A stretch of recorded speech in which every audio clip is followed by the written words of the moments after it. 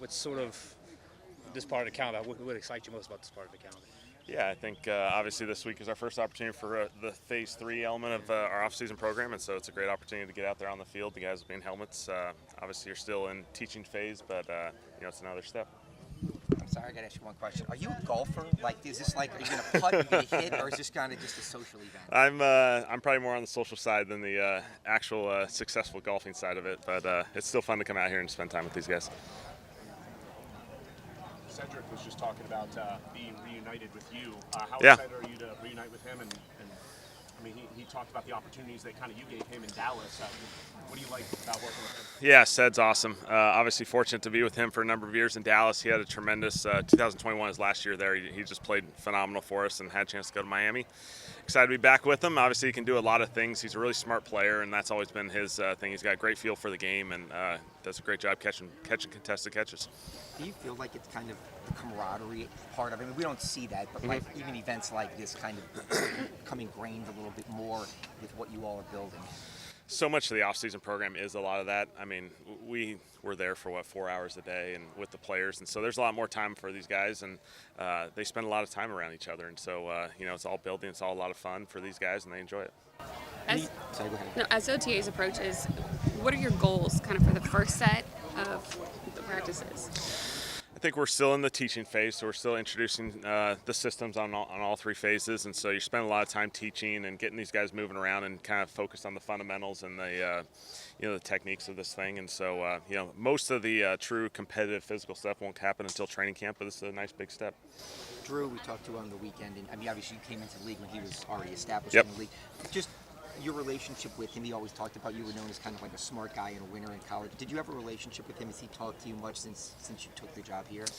Yeah. Drew and I have exchanged a few text messages here and there as we've kind of gone through this process. But when I was a player in Detroit, Joe Lombardi came up as our offense coordinator. So we spent that whole offseason watching Drew and spent a lot of time, kind of understanding that system at the time. And so, always respected and loved Drew from afar, and feel like he's a perfect person as far as what we want to emulate here moving forward.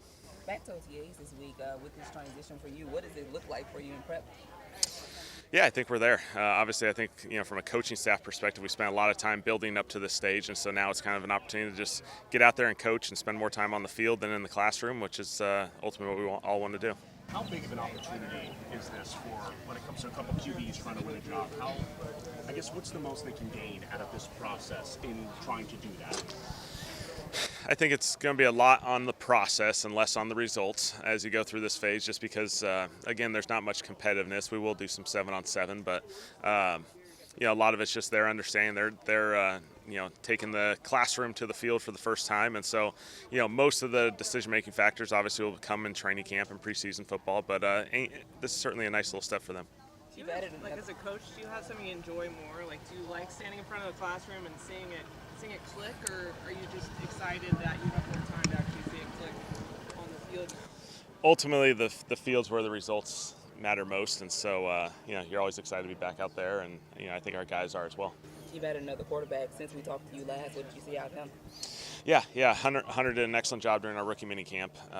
We talked about him through the draft process. He obviously has a unique story, a unique experience. Felt like he has some tremendous ability. He's a great kid, and we're excited to work with him. Between working with Dak, Herbert, Jalen, big name QBs, what have you taken from learning? What have you learned from those guys, from those experiences that you can apply? Because those guys obviously have a lot of success in this league.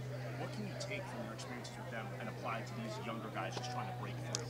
Yeah, I think all three quarterbacks are different. I think that's the one thing you recognize is all these quarterbacks are going to come from different experiences, different exposures, different play styles. And so, I'm excited just to spend time more and more on the field with these guys just to get a feel for them. And, we feel like we got a really good group, a really exciting group. It's a young group, but it'll be a lot of fun. I know the schedule came out last week. It's the first time in like 25 years. There's no primetime games. Do you almost kind of relish that or use that maybe as fuel to say, great, we'll work kind of in the shadows and surprise people? Yeah, I think it's a natural thing to acknowledge for our players, and so obviously they're excited to take advantage of the opportunity and see how it takes us, and so we'll be fine.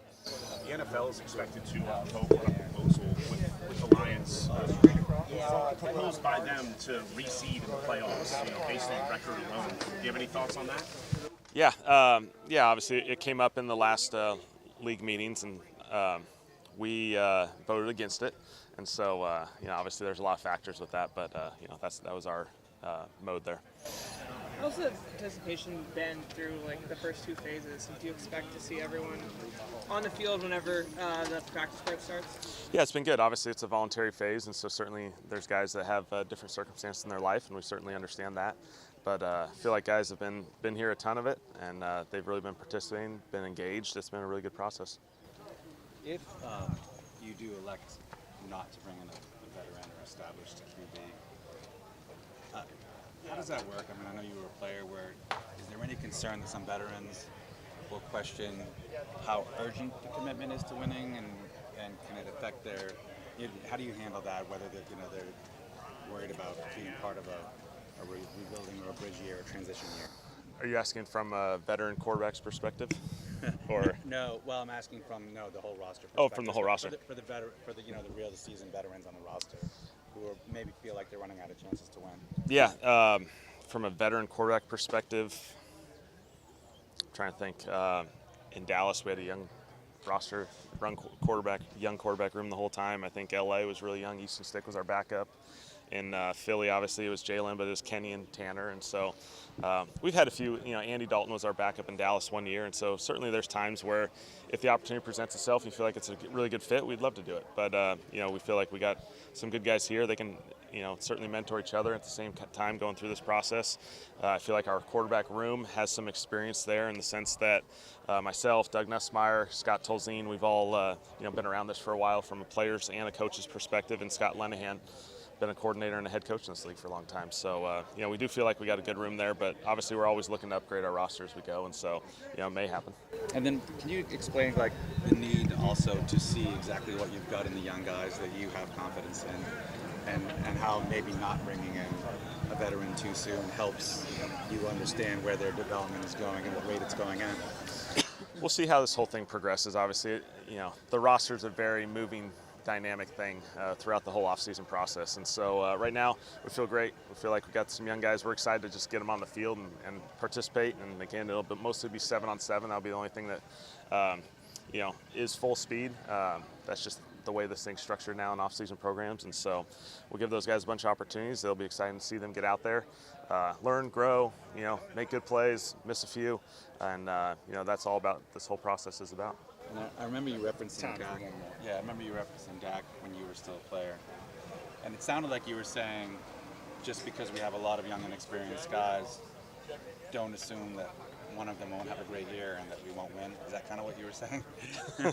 Well, I think every quarterback goes through this journey differently, and so I think it's all about opportunities and presenting themselves. And certainly Dak, all 3 quarterbacks that I've been around, Dak was the one that was young when I was with him. I was still a player at the time, but he hopped in there. He was a 4th-round pick and hopped in there and played great. And certainly there's a lot of different quarterbacks through the history of this game that have done it in similar fashions. And so we feel like we've got some young guys who are ready to roll.